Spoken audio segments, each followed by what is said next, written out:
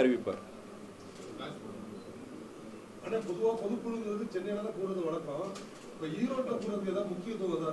நீங்க சொல்றீங்க இல்லையா, எப்பயுமே சென்னையில தான் மதிமுக பொதுக்குழு நடக்கும்னு சொல்லிட்டு அதுக்கு இதுக்கு முன்னாடி சில நான் யாருக்கும் சொன்ன மாதிரி ஈரோட்டில் இது வரைக்கும் 2 முறை நடந்திருக்கு கட்சியோடைய வரலாற்றில்.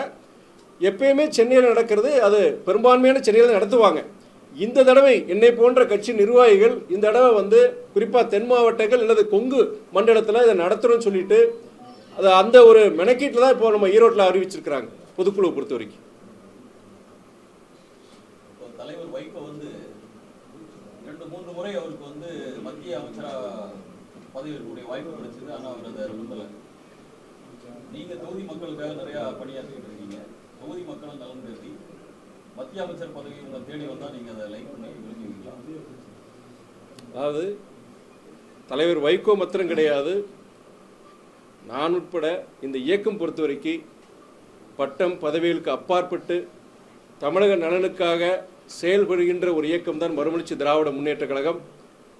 ஒரு காலகட்டத்தில் 2011 நினைக்கிறேன், அப்போ சட்டமன்ற தேர்தலே புறக்கணித்த இயக்கம் அதிமுக. தேர்தல் பதவிகள் இதற்கு அப்பாற்பட்ட ஒரு தலைவர் ஒரு இயக்கம் தான் மதிமுக. அது நீங்கள் அதில் சேர்த்துக்கலாம். நான் இந்த அரசியலுக்கு வருவேன், ஒரு நாடாளுமன்ற உறுப்பினராக நான் வருவேன்னா நான் எதிர்பார்த்ததில்லை. அதே நேரத்தில் பொறுத்த வரைக்கும் நீங்கள் இன்றைக்கி அரசியல் பொறுத்த வரைக்கும் இன்றைக்கி அதிகாரம் தேவை. அதிகாரம் இருந்தால் தான் 4 பேருக்கு நல்லது செய்ய முடியுங்கிறது அது ஒரு என்னுடைய கருத்து. அது பட் இந்த சூழ்நிலையில் பொறுத்த வரைக்கும் அது அதுக்குண்டான ஒரு அமைச்சராகக்கூடிய சூழ்நிலை கிடையாதுன்னு நான் சொல்லுவேன்.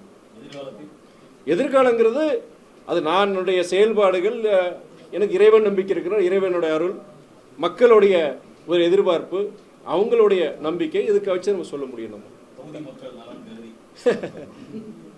நம்ம இன்றைய சூழ்நிலையை பொறுத்த வரைக்கும் அப்படி ஒரு வாய்ப்பு இல்லைங்கிறத நான் சொல்லுவேன். நான் எதிர்காலம்ங்கிறது அது காலம் முடிவு செய்யும், இறைவன் மக்கள் முடிவு செய்யணும். திமுக கூட்டணியில் எப்ப பிரச்சனை இருந்தாலுமே அந்த கூட்டணியில் இருக்கக்கூடிய விடுதலை சிறுத்தைகளையும் அதிமுகவுமே ஒரு குறுகுறுன்னு பாக்குறாங்க. அதுக்கு என்ன காரணம்? அது என்னங்க குறுகுறுன்னு பாக்குறது? கொஞ்சம் விலைக்கு சொல்ல முடியுமா? அந்த என்ன குறுகுறுங்கிறது? நீங்க தான் விலைக்கு போறதுக்கான வாய்ப்புகள் இருக்கு அப்படிங்கிற மாதிரி பாக்குறாங்க. அதுக்கு என்ன காரணம்? யார் அந்த மாதிரி பாக்குறாங்க? பொதுவான பார்வை, அரசியல் பார்வையாளர் பார்வை அப்படிதான் இருக்கு. அரசியல் பார்வையில் அப்படிங்க சொல்ல முடியாது. போய் எங்களை பொறுத்த வரைக்கும் நாங்கள் கிட்டத்தட்ட அது 7 ஆண்டுகள் முடிந்து 8வது ஆண்டில் இந்த கூட்டணியில் இருக்கிறோம். திமுக தலைமையில் கூட்டணியில் இருக்கிறோம். பல இதில் நீங்கள் வைக்கிற சில எதிரை பொறுத்த வரைக்கும்னா, நீங்கள் ஒரு கூட்டணியில் சேரும் பொழுது ஒரு பொதுவான நோக்கம், ஒரு ஜென்ரல், ஒரு காமன் அப்ஜெக்டிவ் இருக்கும். அதனால தான் பல இயக்கங்கள் ஒரு கூட்டணியில் சேர்றாங்க. நாங்களும் அதே மாதிரி ஒரு அடிப்படையில் மதவாதத்தை எதிர்க்கிற ஒரு அணியில் நம்ம இருக்கணும்னு சொல்லிட்டு நம்ம இந்த அணியில் சேர்ந்துருக்கோம். நம்ம 8வது வருஷம் இதை தொடரோம். நம்ம அதே நேரத்தில் அந்த கூட்டணியில் இருக்கிற அனைத்து இயக்கங்களும் ஒரே நிலைப்பாட்டில், எல்லாத்திலையும் ஒரே நிலைப்பாட்டில் இருக்கணும்னு அவசியம் கிடையாது. இதில் சில மாறுபட்ட கருத்துக்கள், சில விஷயங்களை பொறுத்து மாறுபட்ட கருத்துக்கள் இருக்கலாம். இல்லை கூட்டணி தலைமை எடுக்கிற முடிவுகள் எல்லாத்துக்குமே எங்களுக்கு ஒரு எல்லாருக்கும் ஒரு திருப்தி இருக்குமா? கிடையாது. சில தருணங்களில் எங்கள் இயக்கம் மாத்திரம் கிடையாது, பிற இயக்கங்களுக்கு சில நேரங்களில் பொறுத்த வரைக்கும் அவங்க கேட்டதோ எதிர்பார்த்ததோ நடக்காமல் இருக்கலாம். ஆனால் அதை வச்சுக்கிட்டு ஒரு விஷயத்தை வச்சுக்கிட்டு கூட்டணியில் பிளவு இல்லை இவங்க வெளியே போகிறாங்கன்னு சொல்ல முடியாது. உங்களுக்கு பொறுத்த வரைக்கும் சென்ற முறை நம்ம இதே மாதிரி ஒரு அரசியல் இதே மாதிரி ஒரு ப்ரெஸ் மீட்டில் பார்க்கும்போது நான் அதுக்கு சொல்லியிருந்தேன். நாங்கள் இந்த கூட்டணியில் எந்த நோக்கத்துக்காண்டி சேர்ந்தோமோ அந்த நோக்கம் இனி அந்த நோக்கத்தை பொறுத்த வரைக்கும் இன்னைக்கும் அதுக்கு அவசியம் இருக்குது. ஆனால் மதிமுக பொறுத்த வரைக்கும் இந்த கூட்டணியில் தொடரும் நான் தெளிவாக சொல்லியிருக்கிறனால நீங்கள் எங்களை மாத்திரம் கிடையாது, நீங்கள் சொல்கிற மாதிரி விடுதலை சிறுத்தைகளாக இருக்கட்டும், இல்லாட்டி காங்கிரஸ் இயக்கமாக இருக்கட்டும், இல்லை பொதுவுடைமை இயக்கமாக இருக்கட்டும், எல்லாரை பற்றி அப்பப்போ சில கேள்விகள் வருது. அதுக்குண்டான பதில்கள் அந்த சொல்கிறேன். ஆனால் கூட்டணியை பொறுத்த வரைக்கும் இங்கே தமிழ்நாட்டை பொறுத்த வரைக்கும் இந்தியா கூட்டணி வலுவாக இருக்குங்கிறத நான் சொல்ல முடியும். விடுதலை சிறுத்தைகளும் கம்யூனிஸ்டும் எங்களுக்கு அதிக சீட் தரணும் கேட்போம்னு சொல்லி கேட்குறாங்க. நீங்கள் அதை பற்றி பேச மாட்டீங்க?